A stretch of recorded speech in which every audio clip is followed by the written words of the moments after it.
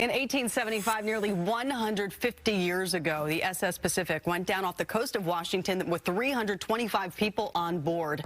For years, it's baffled people. Where was the wreckage?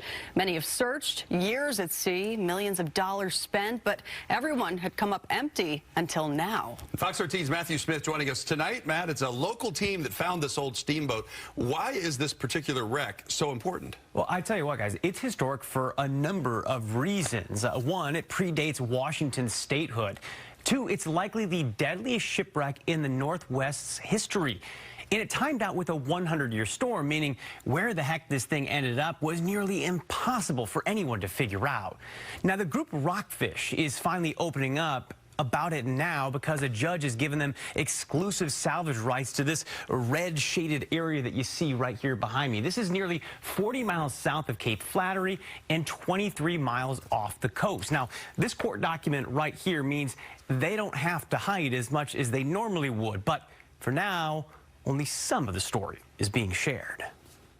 We've looked at this, extensively with the robot. Jeff Hummel is walking me through these digital images. Right here is either it's a pipe or it's the steam valve. When you're driving the robot, you never look at the video camera. You always look at the sonar. This small triangular figure, part of what moved steam, what powered this ship, the SS Pacific, a famed sidewheel steamship that went down in 1875 after a midwater collision near the coast of Cape Flattery. One of the two survivors, his bunk was right at the point of impact. He said it was gushing in, and 20 minutes, 30 minutes later, the ship was on the bottom. 325 people on board.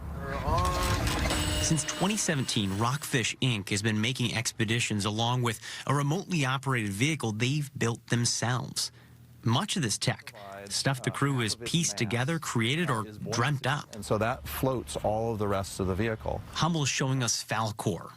This camera, these lights, it's what allows them to see deep beneath the surface. Typically, we can see, I would say, 15 to 30 feet. This grabber, the same you see here, underwater near the wreck. It's what surfaced this worm-eaten piece of wood, part of the hull of the ship. Now, court docs have been filed, so the Rockfish team can now give some details of their find. They're the only ones who can salvage what's left. And Hummel tells me what's down there could be a world-class find. I would not be surprised if we found bottles of wine with the corks in them. I wouldn't be surprised if we found boots and leather items. The state of preservation is beyond anyone's expectation. For now, what they're allowing everyone to see is limited. Heck, what we can see, hard to understand for you, me, or any other non-treasure hunter. It takes that level of investigation to figure out. It's detective work. It's like, okay, well, of the pieces of machinery on the vessel, what object could this be? But in the years ahead, this could rewrite history of the people on board and the gold rush to our north in Canada. Yes, there's gold in this story, and possibly on board, too. There's a ton more things to be discovered, and to me that is like when you find the things on the bottom that are a personal connection to the people that were from the past, it's almost like you're touching the past, and that, to me, is the greatest satisfaction of this. They're hoping to begin recovery in 2023 or 2024. And I mentioned that so much of their equipment they made themselves. They're really kind of a David in a world of salvage Goliaths, if you will. This is a real shoestring budget operation with Rockfish.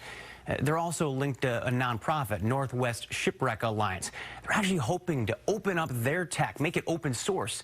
In fact, they're already working on other projects. Their end goal, to help a lot of people find more of these ships and really recover more history.